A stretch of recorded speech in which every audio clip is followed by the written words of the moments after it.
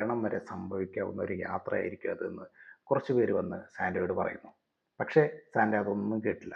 സാൻഡ അവരെ കഴുത്തിന് പിടിച്ച് പുറത്താക്കുന്നു. അങ്ങനെ ഒരു റെയിൽ പാളം നിർമ്മിക്കാനുള്ള പണികൾ തുടങ്ങി. പണികൾ തുടങ്ങി എല്ലാവരും വളരെയധികം പണികൾ ചെയ്ത് ക്ഷീണിച്ച് വൈകുന്നേരമായ ഒരു സമയത്ത് എല്ലാവരും ജോലി നിർത്തിപ്പോയി. ആ ഒരു സമയത്ത് ടാർഗോ എന്ന് പറഞ്ഞ ഒരു വ്യക്തി മാത്രം പണി നിർത്തുന്നില്ല. അപ്പോൾ ടാർഗോയുടെ ഒരു സുഹൃത്ത് അദ്ദേഹത്തിൻ്റെ അടുത്തേക്ക് വന്നിട്ട് ചോദിച്ചു, എന്താ പണി നിർത്താറായില്ലെന്ന് ചോദിച്ചു. അപ്പോൾ പുള്ളി പറഞ്ഞു, എടാ നിനക്കറിയില്ലേ, എനിക്ക് ഒരുപാട് സമയം ജോലി ചെയ്താൽ മാത്രമേ എൻ്റെ പ്രശ്നങ്ങൾ തീരുള്ളൂ. അതുകൊണ്ട് ഞാനിന്ന് കുറച്ചും കൂടി ഓവർ ടൈം എടുക്കാമെന്ന് വിചാരിച്ചു എന്ന് പറഞ്ഞു. അപ്പോൾ അവൻ്റെ കൂട്ടുകാരൻ പറഞ്ഞു, അങ്ങനെയാണെന്നുണ്ടെങ്കിൽ നിൻ്റെ കൂടെ ഞാനും കൂടി നിൽക്കാം, നമുക്ക് ഒരുമിച്ച് ജോലി ചെയ്യാമെന്ന് പറഞ്ഞു. അങ്ങനെ ഇവർ രണ്ടുപേരും സംസാരിച്ചു കൊണ്ടിരിക്കുന്നതിൻ്റെ ഇടയിൽ അവിടെ ഉണ്ടായിരുന്ന ഒരു ടണലുണ്ട്. ആ ടണലിൻ്റെ ഉള്ളിലേക്ക് ഇവരുടെ കൂടെ ഉണ്ടായിരുന്ന മറ്റൊരാൾ കുറച്ച് കല്ലുമായിട്ട് ഒരു അർബാന വണ്ടിയിൽ ഇങ്ങനെ ഉന്തി അങ്ങോട്ടേക്ക് പോവുകയാണ്.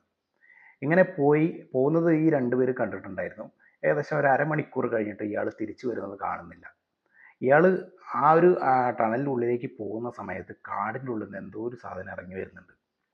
ഈ രണ്ടുപേരും ഇയാളെ കാണാത്തത് കൊണ്ട് തന്നെ ടണലിൻ്റെ ഉള്ളിലേക്ക് പതുക്കെ പോകുന്ന സമയത്ത് രണ്ടുപേർക്കും ഭയങ്കര ടെൻഷനുണ്ട്. ഈ ടെൻഷനൊന്നും രണ്ടുപേരും പുറത്ത് കാണിക്കാതെ